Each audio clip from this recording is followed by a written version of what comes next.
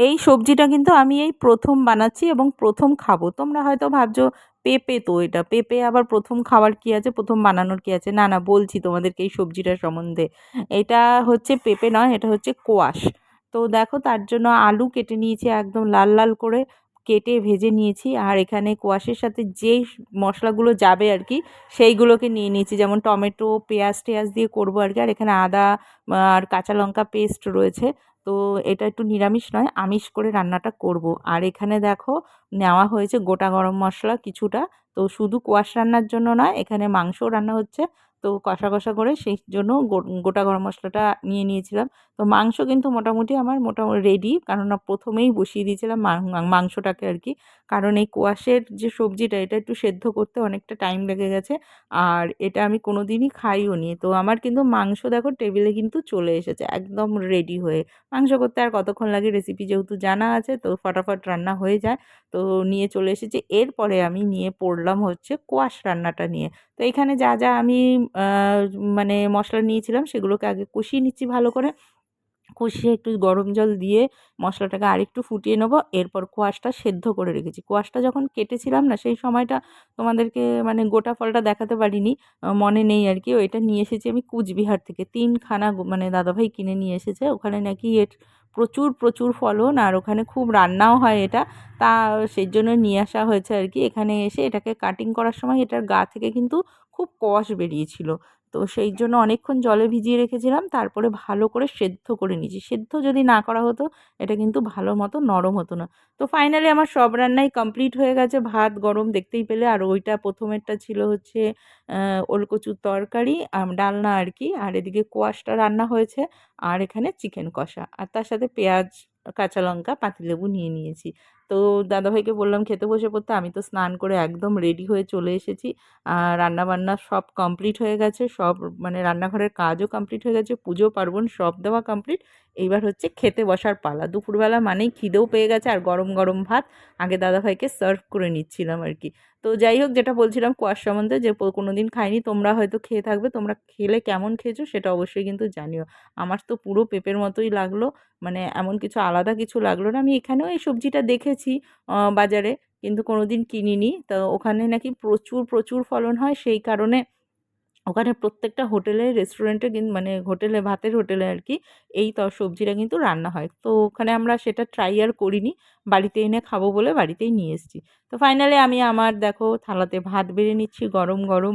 আর excited এই কোয়াশের তরকারিটা খাওয়ার জন্য। কারণ চিকেন আর ওদিকে ওলকচুর তরকারি এগুলো তো ডালনা তো খাওয়াই হয়ে থাকে। তো এটা যেহেতু খাইনি ওটাকে খাবো বলে তাই ভাবছি যে কিরকম লাগবে জানি না। তো রুটির সাথে আমার মনে হয় ভাতের থেকেও রুটির সাথে কিন্তু এটা দারুণ লাগবে খেতে। কারণ তরকারিটা কিন্তু ওইরকমই পেঁপের মতো যেহেতু।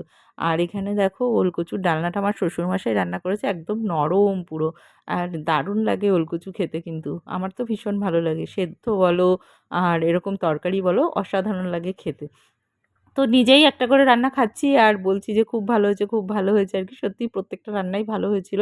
নিজের রান্নারও প্রশংসা করছি আর শ্বশুরমশাই যেই রান্নাটা করেছে সেটারও প্রশংসা করছি আরকি। খেয়ে এতটাই ভালো লেগেছে। আর ফাইনালি দেখো কোয়াশটা আমার পাতে চলে এসেছে। আর এই দেখো বড়, বড় করে কাটা হয়েছে। আর সেদ্ধটা হয়েছে বলে কিন্তু একদম নরম সত্যি কথা। আর এই সেদ্ধ না করলে অনেকক্ষণ ফোটাতে হয়েছে কিন্তু অনেকক্ষণ ভাপে রেখে অনেকক্ষণ ফুটিয়ে, ফুটিয়ে তারপরে এই নরম হয়েছে আরকি। তো যারাই কোয়াশ রান্না করো ১ম আগে সেদ্ধ করে নাও কিনা আমাকে একটুখানি জানিও কিন্তু। আমি তো দাদাভাইকে বলছিলাম সেদ্ধ করতে হবে না। তাও দাদাভাই বলল, "না, সেদ্ধ না করলে কিন্তু এটা মজবে না ভালো।" তো কথাটা সত্যিই অনেকক্ষণ সেদ্ধ করার পরে কিন্তু এই সফটনেসটা এসেছে। তো এটাও বেশ ভালোই মজা করে খাচ্ছিলাম আরকি। আর ওই যে বললাম প্রত্যেকটা খাবারই আমি নিজেরটা নিজেই প্রশংসা করে যাচ্ছি। কারণ ভালো লেগেছে এতটাই। আর ঝালটা একটু বেশি হয়ে গেছিল। নামানোর আগে গরম মসলাটা দিয়েছিলাম বলে আরেকটা ভালো ফ্লেভার আসছিল। আর গোটা গরম মসলার ফ্লেভারটা কিন্তু দারুণ আসে গুঁড়ো গরম মসলার থেকে।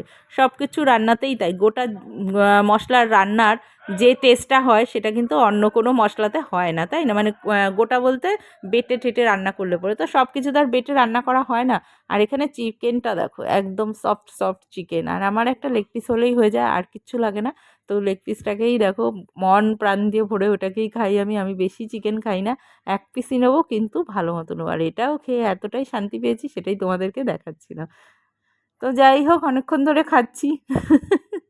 আসলে গরম লেগে গেছে আর রান্নার পদ বেশি হয়ে গেছে। আমি আবার এত বেশি মানে ২-৩ পদ রান্না হয়ে গেলে আমার আবার মানে অধৈর্য হয়ে যাই। আমি বেশি রান্নার পদ দিয়ে খেতে বেশি ভালোবাসি না। তো না করছিলাম দাদাভাইকে, দাদাভাই আবার দিতে আসছিল আমাকে আরেকটা চিকেন। আমি বললাম একদমই আর দেবে না।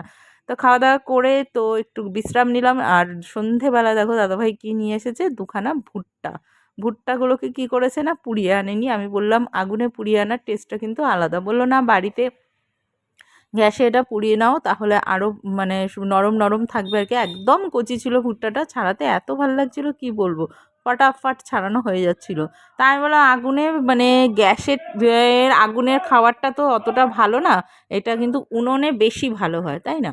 তো সে বলল যে আনার সময় আনতে আনতে তো ঠান্ডা হয়ে যাবে, শক্ত হয়ে যাবে, সেই জন্য বাড়িতে এনে এটাকে খেলে পরে নরম থাকবে, সঙ্গে সঙ্গে গরম গরম, সেই জন্যই নিয়ে এসেছি।